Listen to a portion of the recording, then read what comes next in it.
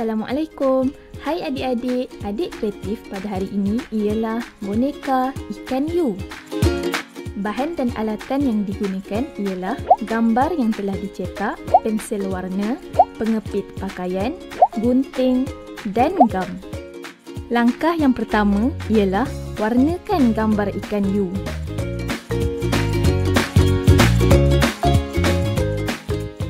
Langkah kedua, guntingkan gambar ikan hiu tersebut. Kemudian, gunting gambar ikan hiu kepada dua bahagian mengikut garisan.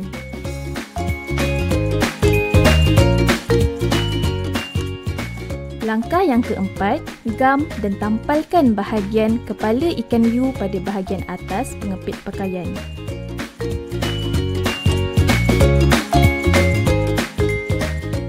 Langkah yang kelima, tampalkan bahagian ekor ikan hiu pada bahagian bawah pengepit pakaian.